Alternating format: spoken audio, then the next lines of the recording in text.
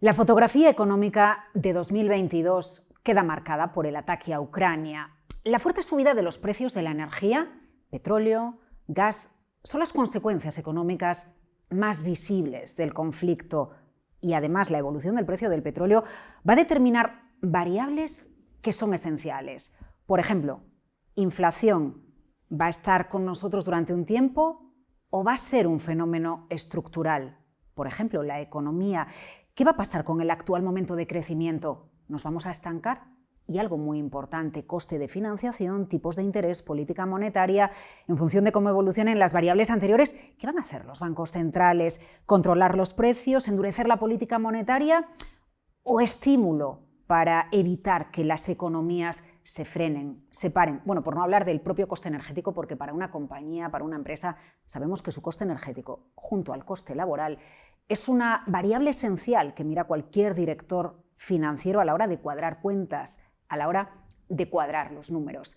En este capítulo, en esta ocasión, en CFO Essentials, le pedimos un análisis sobre el nuevo orden económico mundial a la voz que más sabe en España, casi diría que en Europa, de energía y de economía, porque queremos llevar a los directores financieros, a los responsables financieros de las empresas a un entorno de análisis donde puedan diferenciar, donde puedan entender y saber qué es lo importante, lo que les afecta a su negocio y cómo está cambiando el entorno y qué decisiones tienen que tomar. Es un placer saludar a Daniel Lacalle. Don Daniel, gracias por estar con nosotros. Muchas gracias a ti, qué amable, gracias. Tengo la sensación de que las previsiones que hacían los economistas a finales del año 2021, incluso a principios de 2022, han quedado en saco roto. ¿Ha cambiado el orden económico mundial? Bueno, el orden económico mundial no ha cambiado, ¿no? Lo que ha ocurrido ha sido que se han unido varios factores. El primero, que se habían generado unas expectativas claramente optimistas, ¿no? En cuanto a la recuperación económica. Yo creo que se hacían unas estimaciones de multiplicadores fiscales de los estímulos monetarios y fiscales de los gobiernos completa y absolutamente de ciencia ficción, ¿no? Entonces había primero un exceso de optimismo en cuanto a la recuperación en un entorno en el que ya había una ralentización muy evidente en las economías, sobre todo en la eurozona y en Latinoamérica. Y claro, aparece un nuevo factor, que es el factor de una invasión, que eso sí, hay que reconocer que no había nadie que esperase que se convirtiese en una invasión completa. Yo creo que había también mucha complacencia en cuanto a pensar que esto iba a ser como en el año 2014, en el que Vladimir Putin iba a, digamos, anexionarse una parte de Ucrania y íbamos a seguir pues, creyendo en los espejismos mágicos de la expansión cuantitativa. Y lo que ha generado pues, ha sido, yo creo que como una especie de shock de realidad doble, ¿no? Por un lado, se ha aprovechado el paraguas de la guerra de Ucrania para revisar estimaciones que ya eran extremadamente optimistas y de paso nos estamos dando cuenta que esto va para mucho más largo de lo que parecía, ¿no? Claro, estoy pensando en un empresario y usted lo sabe, que el sentimiento, el entorno, la actitud ante el entorno puede determinar en un momento dado decisiones de inversión. ¿Invierto o no invierto? El optimismo al final provoca quizás o genera más optimismo, ¿no? Sí.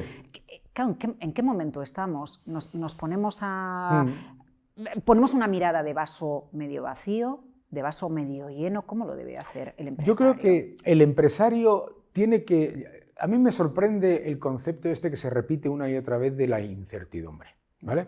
Porque yo he tenido reuniones con empresarios de toda España y también de Holanda y de Alemania y me hablaban de la incertidumbre y yo miraba a mi audiencia y decía, yo veo aquí gente que todo el mundo ha vivido la estanflación, la crisis del petróleo, la crisis de Latinoamérica, la guerra de Irak, la guerra de Irán, la guerra de Afganistán. Oiga, pues tenemos que vivir con la realidad de que existen conflictos geopolíticos. Tenemos que vivir con la realidad de que hay momentos en los que hay presiones inflacionistas. Tenemos que vivir con la realidad de que el gas de la risa monetario no lo cubre todo y que ese es el gran problema. El gran problema es que muchos empresarios nos hemos acostumbrado a la idea de que da todo igual, porque mientras bajen los tipos y aumente la liquidez, pues todo se disfraza bajo ese mar, ¿no?, de azúcar. Y yo creo que lo que tenemos que ser conscientes es de que lo que estamos viviendo no es una anomalía. Lo que estamos viviendo es la realidad de lo que llevamos viviendo décadas y décadas y décadas antes de que existiesen los bancos centrales, en cualquier caso. Y es que en los periodos de crecimiento global y de innovación y de cambios que se van generando, se mueven como un acordeón, en un proceso en el que, por un lado, tienes crisis exógenas y crisis endógenas, pero que eso también no nos puede sacar la mente de las grandes tendencias que nos están llevando, que no solamente no se han revertido, sino que se están acelerando, ¿no? Y eso es la clave para mí.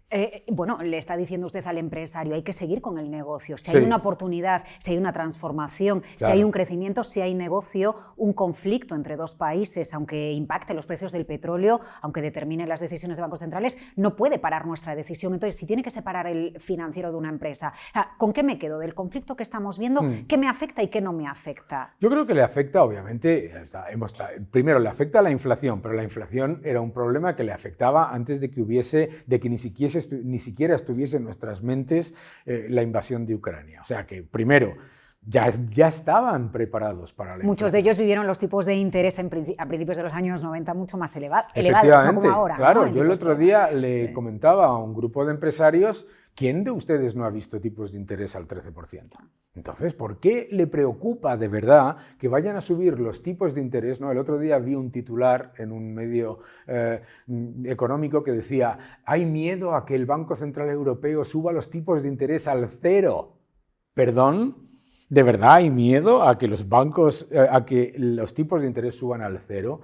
Yo creo que la complacencia que se ha generado desde la salida de la crisis del 2008, con la masiva expansión monetaria y sobre todo con la idea de que incluso cuando sales de la crisis continúa, eso ha generado que mucha gente tenga una tolerancia a la volatilidad y a los riesgos bajísima, cuando en realidad todas estas empresas que nos están viendo han vivido épocas mucho más difíciles y además con mucha menos capacidad de anticiparse, porque ahora mismo un empresario tiene toda la capacidad para gestionar su capital circulante, para llevar a cabo compras a largo plazo, para gestionar de manera adecuada eso. Lo que sí tiene que hacer es no creer en los cantos de sirena. Ese es el problema. El problema es que los ingleses dicen prepárate para lo peor si quieres lo mejor. Muchas veces, por culpa de esta época de gas de la risa monetario, mundo de azúcar, como usted lo llamaba Sí, antes, de ese ¿no? mar de azúcar, hemos acostumbrado a prepararnos para lo mejor, ¿no? Me decían el año pasado, bueno, es que hay que prepararse para un crecimiento del 7%. Y digo, bueno, perdona, ¿por qué no te preparas para un crecimiento del 0%?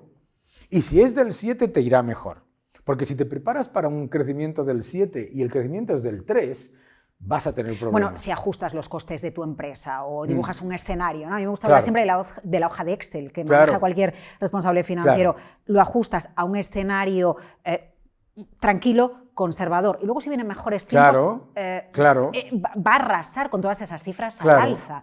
Pero si la prudencia marca el establecimiento de mi escenario como empresa, en todos los aspectos, de coste de financiación, de laboral, el coste energético, por ejemplo, que ahora es tan protagonista, efectivamente, si el escenario es mejor, mejora todo. Claro. Pero hacerlo a la inversa, un escenario optimista, confiado, sí que puede acabar dando al traste a mi empresa. Claro, los empresarios normalmente cuando analizan una inversión hacen 3 escenarios, un escenario optimista, un escenario base y un escenario pesimista. Yo siempre digo, borra el optimista. El optimista es imposible. El que llamas base es el optimista, el pesimista es más cercano al base y el pesimista de verdad, ese, bueno, pues mejor te lo vas viendo a medida que pasa. Bueno, pues que al final todos son test de estrés. Estamos un test de estrés Eso tras otro. No es, esperábamos el COVID, no esperábamos el ataque, ¿no? Claro. Y es un test de estrés continuo, pero real, que luego determina o nos dice los test de estrés reales que se hicieron no valen para nada porque la realidad ha superado todo. la ficción. Primero, todo. los test de estrés no sirven para nada porque parten de la base de las dos palabras más peligrosas que hay en economía, que son ceteris paribus, que es con todo lo demás que no cambie. ¿Cómo que no cambia todo lo demás? Todo lo demás cambia, ¿no? Entonces, la razón por la que muchas de las empresas que llevan a cabo escenarios de estrés luego ven que son mucho peores es porque la idea de que todo lo demás no va a cambiar no tiene ningún sentido. O sea, el concepto de los fundamentales no cambian es una tontería. Los fundamentales cambian todos los días y lo estamos viendo ahora, ¿no? A ver, el escenario del precio de la energía sí que influye en una empresa. Luego, si nos da tiempo, vamos a hablar un poco de cómo la energía a veces no hablamos tanto en los medios, los periodistas, no les preguntamos tanto a ustedes, los economistas, como de otras variables, costes laborales, legislación laboral, qué importante es. Pero si nos detenemos ahora en el coste energético, yo financiero dibujo entonces esos tres escenarios que usted nos decía, un escenario de unos precios que van a seguir escalando 200, 300, a donde sea, un escenario más tranquilo con intervención de las instituciones para controlar precios, un escenario de que de aquí a unas semanas todo se acaba, todo pasa y entonces va a ir bien. ¿Qué hago? Bueno, yo creo que básicamente cuando tienes una realidad que está cambiando de una manera tan agresiva como la que estamos viviendo ahora, porque lo que estás viviendo es, primero, hablas de un riesgo que no es un riesgo de suministro, hablas de un riesgo de precio, eso no es un problema. Ahora ya estamos hablando de un posible riesgo de suministro, entonces ya cambia el escenario. Entonces yo creo que lo que tienen que hacer fundamentalmente es asegurar al máximo los costes que están fuera de su control. Porque los mismos señores que hace un año le decían que la inflación era transitoria, él se lo decía, en enero te decían, no era por el efecto base, en febrero, no, es que es transitoria, no, en marzo es que es temporal. Bueno, pues dejen y en verano eran los costes del CO2, dejen de escuchar a esta gente, ¿vale? Dejen de escuchar a esta gente y a mí, ¿no? Escuchen a la realidad de su capital circulante. ¿Cómo afecta a su capital circulante un cambio del 10% en el precio de la energía? Que un cambio del 10% del precio de la energía se lleva por delante mi margen bruto. Pues oiga, empiece a tomar decisiones a largo plazo de cerrar precios en lo que usted pueda para que los márgenes estén lo más protegidos posible. Porque, claro, la idea de es que creo que van a bajar, bueno, el ejemplo lo tenemos en España. El gobierno de España se negó a ligar el precio en la tarifa regulada del componente de energía al mercado de futuros porque estaba convencido en marzo del año 2021 de que los precios iban a bajar. Pues vaya, gurús. No, y eso no significa que no, y tienen toda la información que tienen, ¿verdad? Eso no significa que no te puedas equivocar en tus estimaciones, significa que no tienes que que no te tienes que dedicar a hacer especulación de lo que va a pasar con el precio del petróleo. ¿Qué va a pasar con el precio del petróleo? Lo que pasa siempre. Exagera al alza y luego exagera a la baja. Claro que va a haber destrucción de demanda. Pero ahora mismo los propios empresarios que están hablando con sus competidores, con sus amigos, etcétera, saben que está pasando lo siguiente. Todo el mundo pregunta, ¿cuándo van a bajar los precios del petróleo? Y mi respuesta es, ¿usted ha dejado de comprar? No. Entonces todavía no, porque si tú no has dejado de comprar níquel o cartón, me da igual, o algo que está subiendo mucho. Sí, aceite, se está hablando de granos. Claro, aceite de girasol. ¿Por qué vas a asumir que tu competidor va a dejar de comprar? ¿No? ¿Verdad? O sea, en muchos de los análisis que hacemos sobre lo que va a pasar con la oferta y con la demanda, siempre ignoramos que normalmente la inmensa mayoría de nuestros competidores van a hacer exactamente lo que nosotros vayamos a hacer.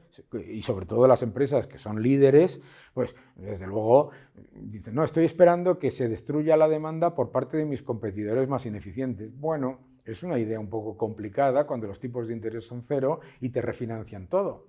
Porque la zombificación de empresas ya era un gran problema antes de ninguno de estos problemas que estamos hablando ahora. Por lo tanto, en el escenario energético funciona como un acordeón, ¿no? Por un lado tienes acción y luego tienes reacción. Tienes, por supuesto, los precios del petróleo subieron en el año 2008, etcétera, y se genera destrucción de demanda, pero también se genera respuesta por parte de los importadores a la hora de diversificar. La crisis del petróleo del año 73 empieza a acabarse cuando hay una alternativa en el Mar del Norte, que ni se contemplaba, ¿de acuerdo? Ahora mismo todo el mundo está hablando del gas de Rusia y muchas veces nos olvidamos que la razón por la que Europa, entre comillas, depende del gas ruso es porque todas las alternativas diferentes son mucho más caras. No es que dependas, es que el gas ruso es muy barato, ¿verdad? Entonces, tenemos que saber que va a pasar muy probablemente lo siguiente, que habrá diversificación de suministro, pero probablemente el precio donde se estabilicen las materias primas será un precio más elevado que el precio que ahora mismo nos habíamos acostumbrado a que se mantuviese. Es decir, y estará vinculado a la demanda, a ese momento en el siempre. que alguien diga, aquí paro, aquí claro, se tomó una decisión de frenar mi actividad, y los ciudadanos. ¿no? Lo que pasa es que también las empresas y los ciudadanos tienden a pensar que la destrucción de demanda pasa gradualmente, y es un error. Pasa como en una burbuja inmobiliaria, en un mes. El día 1 de un mes, todo el mundo piensa que los pisos solamente pueden subir, por decir un ejemplo, y el día 30 desplome. Es decir, la demanda, el precio de todo el mundo critica ahora la formación de precio marginal, todos son precios. Sí, bueno, a mí eso me sorprende mucho porque lleva siendo así desde hace mucho tiempo. ¿Y pero por qué ahora todo el mundo da lecciones acerca del establecimiento Claro, todos de los precios son marginales. ¿Ha ido usted alguna vez a un supermercado y dice este tomate ha costado 80 céntimos el kilo y este 20? No, pagas 80 céntimos el kilo o lo que sea, ¿no? Lo que quiero decir es que todos los precios son marginales. Es una estupidez como la copa de un pino esto de vamos a sacar del precio de la electricidad el gas y entonces se soluciona todo, porque lo que estás sacando por un lado se lo estás cobrando a otro por otro. Entonces, la clave aquí es, nos hemos acostumbrado durante una época a una cosa sorprendente, que era desinflación constante en los precios de la energía y, a la vez, estímulo constante monetario. Y te estás acostumbrando a algo muy peligroso, ¿no? Que es beber cada vez más alcohol y esperar emborracharte cada vez menos. Entonces, lo que tenemos que ser conscientes es que todas las alternativas que se están pergeñando que empiezan a salir, pues las ideas más tremendas en la economía, ¿no? Pacto de rentas, o sea, el desastre absoluto, que es lo que, vamos, se están sacando del cajón de las ideas las tonterías más grandes. La autarquía lo solucionaría todo, el proteccionismo, pacto de rentas, es decir, empobrecer. Lo que se necesita es mayor diversificación, mayor competencia y mayor tecnología. Eso lleva un tiempo y en cualquier caso lo que tenemos que ser conscientes es que si se ponen ese tipo de ideas proteccionistas que se están imponiendo, incluso hay algunos empresarios que les creen que va a ser positivo, porque claro, cuando tú piensas que yo te voy a reducir a ti tu salario, pero para que a mí me mejore mi beneficio, te olvidas de que te bajan a ti tu salario y te destruyen a ti tu beneficio. Las dos cosas, eso es un pacto de rentas. Entonces, para mí la clave aquí es en el entorno energético actual llevamos más de una década de infrainversión en petróleo, gas, carbón, minería, etcétera, con más de 600.000 millones de dólares de infrainversión, y nos hemos planteado una transición energética con la que estamos todos de acuerdo, yo el primero, sin entender tres cosas. Primero, la palabra transición. ¿Vale? La transición no es así, hoja de Excel que le gusta mucho a los gobernantes, así. Segundo, la seguridad de suministro, que en el mundo lo más importante no es el precio, sino que tengamos electricidad mientras estamos charlando tú y yo. Electricidad, petróleo, gas, lo que sea. Y el tercer factor es competitiva. Es que no puedes plantear una transición energética realmente efectiva si la alternativa no es más barata. Me encarece los costes. Más barata y más abundante. El aceite de ballena que era el principal elemento para calentar tener a la luz, gente, ¿no? Y tener luz, lo sustituyó el petróleo. ¿Por qué? Porque era mucho más abundante y fácil de almacenar y mucho más barato. Pero esa primera parte nos olvidamos de ella, ¿no? Entonces, hasta que no tengamos unas tecnologías que hayan desarrollado convenientemente y de manera segura la seguridad de suministro y que fluya constantemente, el cambiar el orden de la transición te lleva a este tipo de errores. Es un poco hacerse trampas. Citabas la tecnología, ¿no? Sí.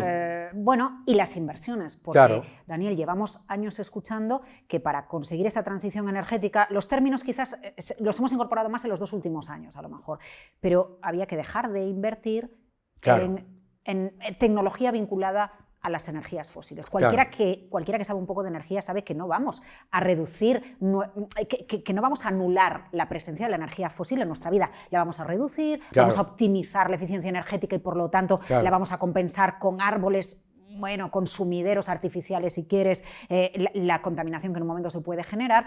Pero dejamos de invertir, llevamos unos años donde se les pide a las grandes medias energéticas, no inviertan, claro, transición, transición, transición. Ahora llega un momento en el que decimos, claro, que y ahora tenemos dicen, una dependencia de un país y yo estoy bombeando, ¿no? claro, las grandes energéticas mundiales. Dice, yo estoy bombeando a más no poder, pero es que ustedes, señores, me llevan diciendo durante años que no invierta, que por aquí ya no va la cosa y ahora me piden que bombee al máximo. Todavía peor. Esto estrangula. Todavía peor. Este es el mensaje que le hemos dado nosotros a los países productores de petróleo y de gas del mundo. El siguiente. Yo no voy a utilizar tu producto dentro de 10 años para nada. Odio tu producto, ¿vale? Pero en el camino invierte decenas de miles de millones de dólares anuales para que yo lo tenga barato y abundante todo el tiempo cuando lo quiera y como lo quiera. Claro, el país productor debe haber dicho, ¿dónde firmo? Es una tontería. Yeah. La transición energética competitiva lo que tiene que tener en cuenta es que hay que seguir invirtiendo, por supuesto. Bueno, primero, invierten las empresas. Si consideran que es una buena inversión y tal y que cual, no por dirigismo, sino que hay que seguir invirtiendo. ¿Por qué? Porque precisamente cuando tú tienes un entorno en el que compites de manera adecuada, entonces es cuando más se incentiva la inversión renovable. Por ejemplo, en Estados Unidos, la inversión masiva en producción de gas natural doméstico, que les ha hecho independientes. Ahora nosotros no tenemos gran apagón en Europa gracias al fracking de Estados Unidos, que nosotros hemos prohibido en Europa, ¿vale? Gracias a eso, también se ha liderado en inversión en renovables, en solar, etc. La idea de visión de la economía de suma cero, de que si tú no inviertes 1 en petróleo vas a invertir ese 1 en solar, es completamente equivocada. Es completamente equivocada.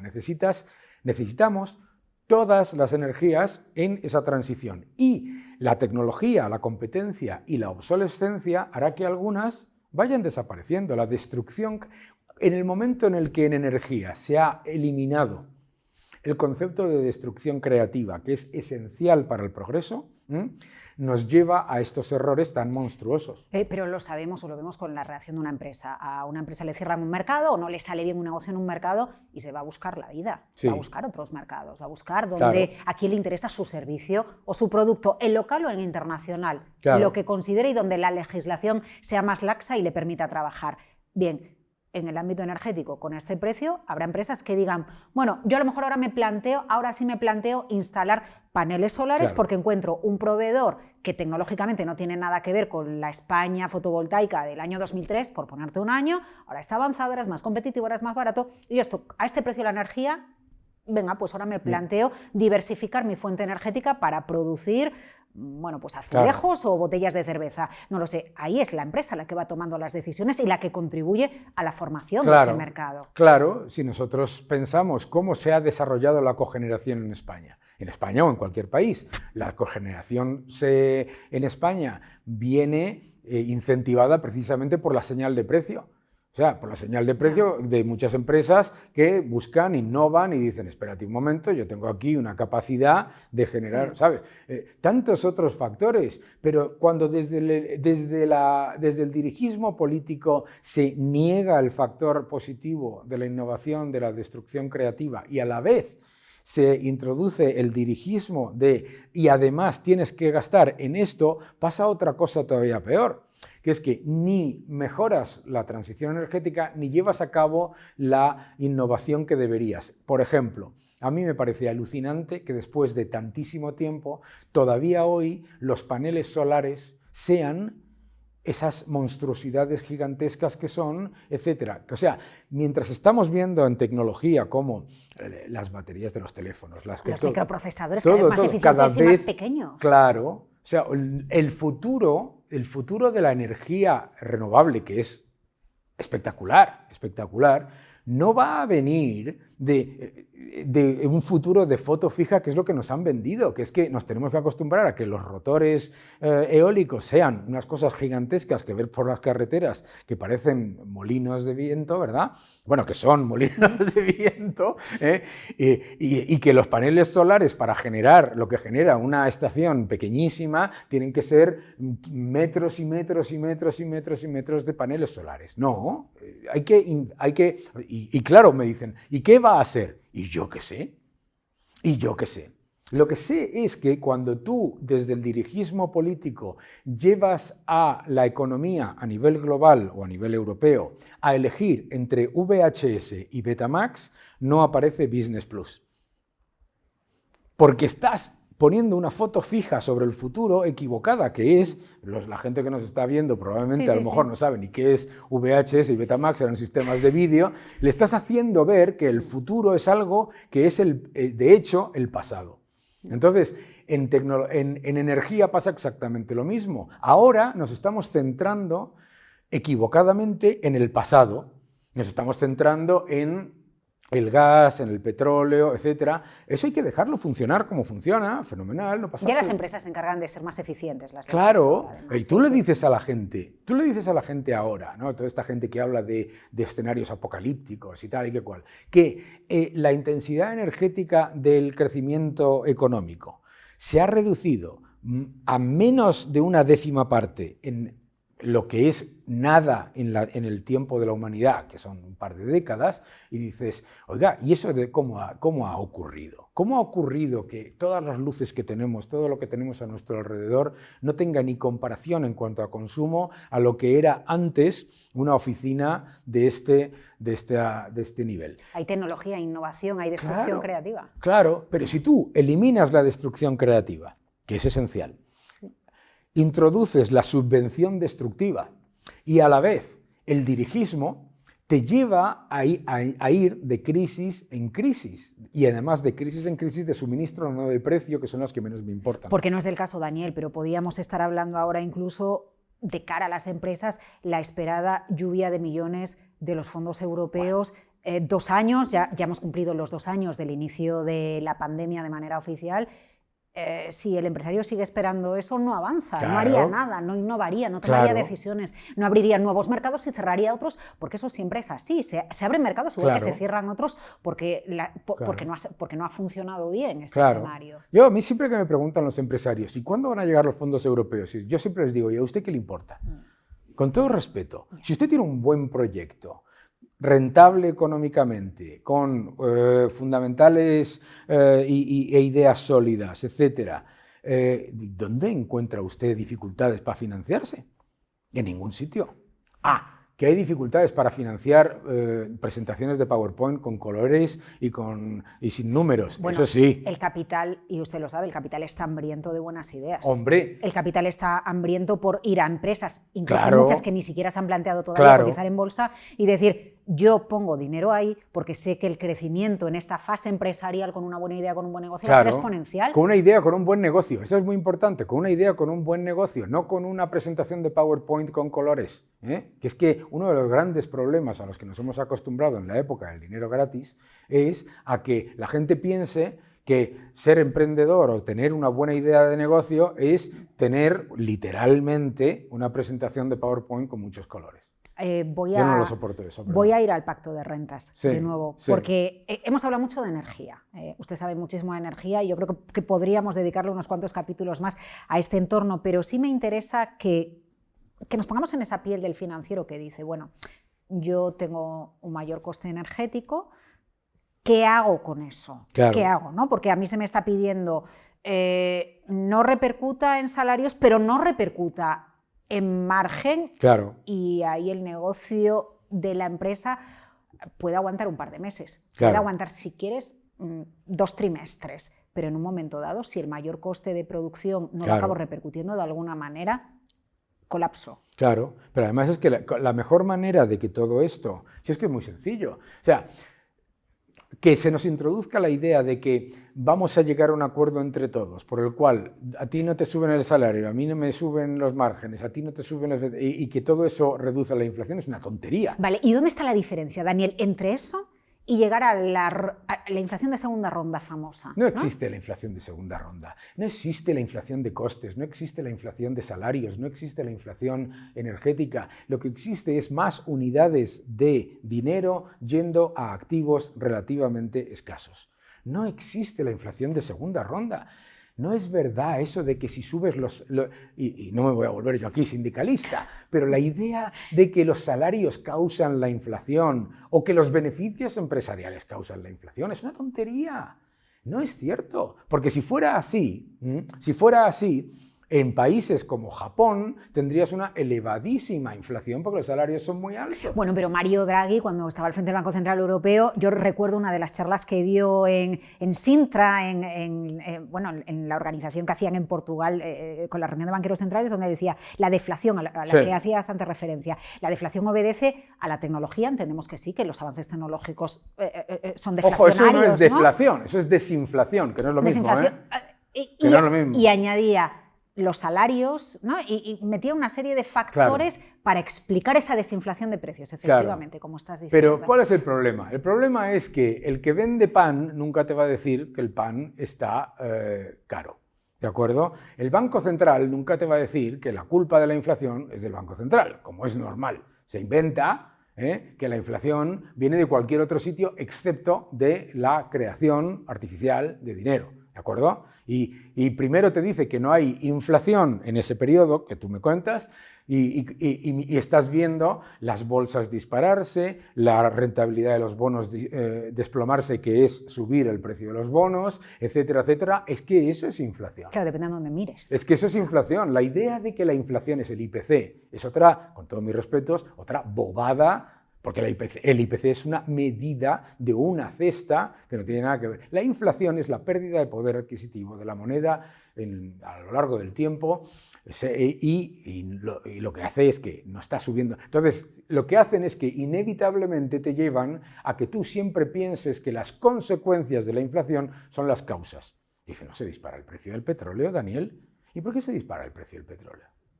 ¿Por qué se dispara el precio del petróleo? Porque Rusia no está vendiendo a $120 el barril, ni a 130, ni a 140, ¿no? ¿Sabes? ¿Por qué se dispara el precio del petróleo? Muchas más unidades de dinero yendo a activos relativamente escasos, una gigantesca posición infraponderada en materias primas durante una década, pasando a sobreponderación. Imagínate lo que es eso. O sea, tú tienes una década de impresión de dinero que se ha ido a acciones, bonos y todo tipo de activos de riesgo, infraestructuras, private equity, Bitcoin, llámalo X, lo que se llamaba la burbuja de todo, e infraponderado materias primas. Infraponderado masivamente, 10 años de infraponderación.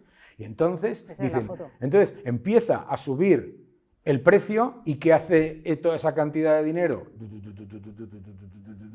Pasa de infraponderado a sobreponderado. Eso es inflación. La inflación, y claro, es muy fácil por parte del que pone mucho más dinero en circulación y baja los tipos de interés, decir que la culpa es como en los trucos de magia, ¿no? Los trucos de magia te dicen, mira aquí, mira aquí, mira aquí, ¿dónde está pasando el truco? Por aquí, ¿no? Claro, pues exactamente lo mismo. ¿Qué te van a decir? Hombre, por favor, Daniel, no es así, porque hay unos estudios del Banco Central Europeo. No, pero bueno, yo no quiero ponerme muy técnica, pero es verdad que algunas voces dentro del Banco Central de Estados Unidos, la Reserva Federal, algunas voces dicen, a ver, que aquí la inflación en Estados Unidos está elevada por muchos motivos. Y todos se resumen o todos convergen en un camino, y es que la economía funciona y hay mucha liquidez y hay que adoptar decisiones para Y hay mucha liquidez. Y hay mucha Y liquidez. hay mucha liquidez, claro. Es que primero, la economía funciona. Vamos a ver. Eso de que la economía funciona, si tú inyectas en la economía 2 trillones de dólares, 2 billones europeos, 2 trillones de dólares, y la economía no sube, hombre, por favor, ¿sabes? Imagínate cualquiera de los que nos está viendo al que le dan un préstamo de, yo qué sé, de... Sí. 100 millones de euros y no mejora un poco, pero el endeudamiento es brutal, ¿no? Primero, inyectas 2 trillones de dólares en la economía sube, pero claro, la economía sube, los salarios suben un 3% y la inflación es un 7%, los salarios bajan un 4%. Y díselo a cualquier norteamericano, esta estupidez que nos han vendido de, ¿cómo le llaman? La gran resignación, la gran resignation, ¿cómo se dice en español? El gran despido, ¿no? Sí. Eso de que la gente ha dejado de trabajar. Ha dejado de trabajar. Sí. ¿Por qué ha dejado de trabajar? Pedazo de tremendo. Ha dejado de trabajar porque no se puede permitir ir al trabajo. No porque esté forrado de dinero y se esté en Miami, en Coco Plum, tomándose daiquiris. Por favor, ¿no? O sea, la idea de que la inflación viene por el crecimiento económico no tiene ningún sentido, porque tienes las economías que más han crecido con niveles de inflación muy bajos, muy bajos. Lo que pasa es que siempre es mucho más cómodo echarle la culpa a las consecuencias y no a las causas, ¿vale? Claro, si tú estás, además esto es como todo, si tú tienes un coche, ¿no? y estás apretando el acelerador y el coche no anda y apretas más, el piñazo que te vas a meter en el momento en el que funcione es brutal, porque la inflación no funciona hoy para hoy, tiene un decalaje de más de 2 años y por lo tanto nos vamos a encontrar con el problema de que se subirán un poco los tipos de manera insuficiente, se, entre comillas, retirarán las recompras, que en realidad no es retirar las recompras, sino adaptarse a menor emisión neta de los estados, a lo mejor hasta se acaba la guerra de Ucrania y la inflación, que además es acumulativa, 7. Cuando te dicen que baja la inflación, es que baja el aumento de la inflación. Es decir... Pero el coste de la vida sigue subiendo. Claro, que eso era un problema ya en el año 2018. Ojo, en el año 2018, antes de la pandemia, antes de nada, de todo esto, de que si la ruptura de las cadenas de suministro, por Dios de mi vida, la ruptura de las cadenas de suministro es el engaño más grande de la historia. Si aquí había sobrecapacidad en puertos, en barcos, en todo. Había sobrecapacidad de todo. Entonces... Pero el problema de los precios de los alimentos ya era un problema en el año 2018 y 2017. Bueno, la primavera árabe. Claro, la primavera árabe, las protestas... Por la subida del precio del pan. Claro, las protestas en Latinoamérica por el precio de los gilets jaunes, etcétera, etcétera. Esa idea de que aquí no había inflación la dice gente como yo, que pertenece como tú también, o cualquiera de los que están aquí, que no lo vayáis a creer, que pertenecemos al 0,1% de la población. Eso de que aquí no hay inflación es una tontería. ¿Por qué? Porque cuando tú quitas de la inflación el coste de alquiler, el coste de... claro, o sea, dices, hombre, claro, si quitas lo que sube, nunca hay inflación. Sí, no hay inflación. ¿Qué es lo que van a hacer? Claro. Lo que van a hacer, ¿eh? Es lo que van a hacer. Vamos a quitar del precio de la electricidad el precio del gas. ¡Qué campeón! Eres un campeón. Ya, cambias la cesta. No se le ocurrió a nadie. Oye, pero, a ver, Daniel, citas el tema de la cadena de suministro y no hemos hablado del tema laboral. Se me acumulan los temas. A ver, para acabar, primero, has dicho que eso de la cadena de suministro, no. El sector de la automoción en España, donde hay muchísima industria auxiliar, por ejemplo, muy afectado por los problemas de la cadena de suministro, por los problemas de los microprocesadores. Hablamos mucho de energía, pero hay sectores que siguen mirando a esos problemas a los que ya mirábamos en el año 2021, que no se nos olvide. Claro, pero efectivamente, primero, esos no son problemas que han venido ni con la pandemia ni con la guerra de Ucrania, son problemas que existían antes y que eran importantes. Recordemos que el sector del automóvil bursátilmente era un desastre absoluto, antes de que existiese el concepto de COVID y de todo eso, ¿vale? Y los beneficios empresariales malísimos, bueno, todo eso. Pero fuera de todo eso, claro que ha habido un problema, pero el problema lo estamos confundiendo causa con consecuencia. Es decir, tú tienes un sector que ya tiene unos márgenes muy débiles, con una situación muy complicada y con un problema de sobrecapacidad muy evidente. Y entonces los costes de la cadena se disparan. Eso no significa que haya un problema de suministro, significa que hay un problema de precio, que no es lo mismo, que no es lo mismo. Tienes ningún problema para encontrar un contenedor. El problema del... Bueno, sí, sí, sí, pero lo que está usted diciendo, yo he escuchado en los últimos meses, en muchas ocasiones, hay un problema con los microprocesadores, pero a ver, hay. Sí, otra cosa es... pero lo había antes. ¿Quién paga por ese Claro, microprocesador? claro, ¿Quién tiene claro, una situación financiera claro. lo suficientemente tranquila como para decir, más, yo pago más? Claro. ¿Y quién es el que lo está? ¿Y de dónde viene esa cantidad de dinero que está pagando por un microprocesador lo que no puede pagar por un microprocesador una empresa alemana? De mucho más dinero yendo a activos relativamente escasos.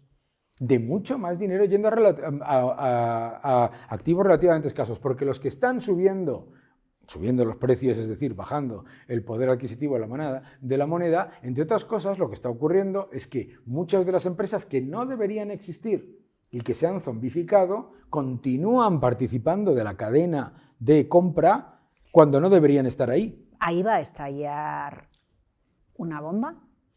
¿Zombificación o no? ¿O no lo sabemos? ¿Es prematuro? ¿No se puede hacer una la zombificación de la economía, y tenemos el ejemplo de Japón, pero no solamente el ejemplo de Japón, sino el ejemplo de Francia, ¿no? La zombificación de la economía no lleva a lo que nosotros pensamos que se va a generar un desastre, ¿sabes?, de un mes para otro, si lo que lleva es al estancamiento. Lo que te lleva es al estancamiento. ¿Por qué? Porque... Y a lo mejor ni siquiera por mala intención, me da exactamente igual, el infierno está lleno de buenas intenciones. En los gobiernos, para, entre comillas, preservar el empleo, mantienen la zombificación, ¿no? Para preservar el empleo, luego ni preservan el empleo ni generan creación adicional. Pero básicamente lo que se está es transfiriendo renta de los sectores más eficientes a los menos eficientes. Todos los que nos están viendo, que seguramente tienen una empresa eficiente, que lo hace bien, etc., eso, saben de ejemplos de competidores suyos que lo hacen fatal y que lo están haciendo muy mal y que están en muy mala situación, que dicen, pero bueno, este tío cómo sigue, o este tío, o esta tía, esta empresa, ¿cómo sigue todavía funcionando? Ese es un gran problema. Y eso también es un efecto monetario. Zombificar la economía es un efecto monetario, porque ¿de dónde te crees que sale el dinero para mantener sectores? Al final, lo que ha pasado con la sociedad, con los gobiernos, con la economía, porque fíjese, lo ha hecho un gobierno en España, pero sí. lo ha hecho el gobierno británico, ¿no? Por ejemplo, lo han hecho todos los gobiernos de todo tipo de ideologías. Ese es un gran comentario, porque una de las cosas que nosotros nos pensamos es que esto es una cuestión de ideologías. No. O de aparentes ideologías, porque luego los grados de separación entre un gobierno socialdemócrata y otro social conservador es son dos cositas, ¿no? Pero el punto al final es la obsesión de pensar que los problemas estructurales de una economía se solucionan de arriba a abajo y no de abajo a arriba. Es decir, se solucionan sentándonos tú y yo. Imagínate que a ti y a mí nos nombran ministros de todo. Da igual, nos vamos a equivocar seguro. Los problemas estructurales de la economía no se solucionan además de un año para otro, por eso los fracasos de los planes, de los fondos europeos y todo eso. O la educación. Claro, ¿no? Porque no estás tú, o sea, ¿cómo vamos tú y yo a decidir la educación o el sistema energético que tiene España dentro de 30 años si no tenemos ni idea de cuáles van a ser los puestos de trabajo y las cosas que se van a consumir dentro de 30 años? Porque en alguna oficina, en algún laboratorio, en alguna empresa, online o presencial, hay una empresa... Hay ingenieros, hay matemáticos, hay cabezas que piensan que están decidiendo dónde vamos a estar tú y yo dentro de un año. Y eso es lo que va a mover el mundo. Entonces, mi objetivo, si estuviese en el gobierno, obviamente, que no lo estoy, probablemente no lo estaré, mi objetivo no es decidir qué es lo que va a ser el futuro, sino facilitar que lo que vaya a ser, sea, ¿no? Felipe González, que es una persona fantástica, reunió a las mayores cabezas pensantes de España a decidir qué sectores había que incentivar. Y no se pusieron de acuerdo, pero solo se pusieron de acuerdo en una cosa, que era que había un sector en el que no teníamos ningún futuro. ¿Sabes cuál era? El textil. Y salió Inditex. Entonces, ¿cuál era el problema? Que el señor Ortega, que estaba por ahí pululando en sus cosas, estaba dedicándose a su trabajo, mientras otros se dedicaban a pensar qué es lo que va a pasar. ¿Por dónde tienen que ir las cosas? Esa es la cosa que no nos estamos dando cuenta. Y acción-reacción. La subida de precios actual que estamos viviendo va a generar una reacción brutal de las economías importadoras, pero no desde el dirigismo, sino desde los que están pensando ahora mismo, ¿sabes?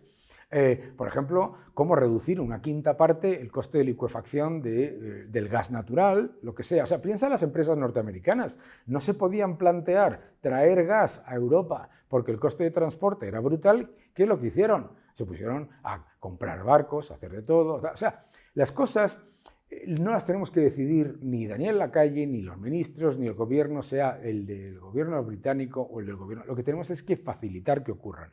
Y se facilitan de dos maneras. La primera es evitar subvencionar los sectores de baja productividad y los sectores zombificados, incentivar la innovación como realmente se incentiva la innovación. Eso va a ocurrir y estaremos mucho mejor. De hecho, estaba pensando, realmente el hecho de que nos conectemos online ahora en cualquier reunión de Zoom, Claro. porque lo ha acelerado el COVID, ha podido suceder en España porque tenemos una red de fibra espectacular que ha tirado una empresa privada del IBEX 35 y porque los empresarios, las empresas, Claro. tú y yo, pensábamos, Claro. tenemos que conectarnos porque Claro. tengo que trabajar Claro. y no puedo permitirme quedarme en casa y que esto se pare porque necesito una reunión Claro. y tomar una decisión. Así que ahora todos a conectarse. Eso que es muy básico, ¿no? Y es, bueno, pues esa digitalización que se ha acelerado un poquito durante la crisis del COVID, aplicable absolutamente a todo. La A todo, tecnología y claro. da respuestas, innova intentando satisfacer Claro. una carestía o una demanda. Claro, o un cambio de tendencia que no pasa absolutamente nada. Y yo creo que aquí, por ejemplo, pues decías, fíjate,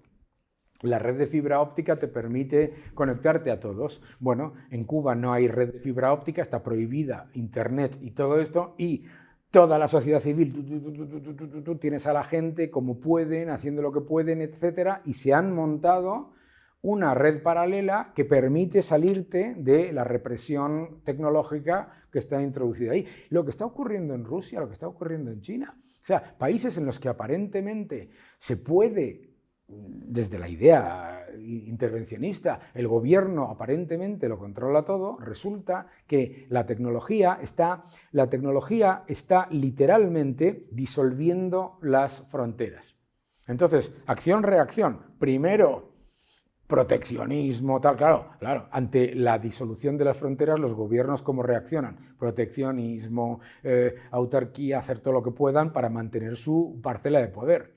Reacción, más tecnología, más innovación. Por eso, en vez de plantearnos qué es lo que está pasando ahora con el precio del petróleo, que me da igual, con todos mis respetos, a corto plazo, me da igual, o sea, me refiero, me importa mucho, porque acabo de pagar la gasolina a 2 euros, pero a mí lo que realmente me importa es que la reacción a esta situación va a ser muchísimo más agresiva y muchísimo más rápida tecnológica, si se le permite, y que eso va a ser mucho mejor para todos nosotros.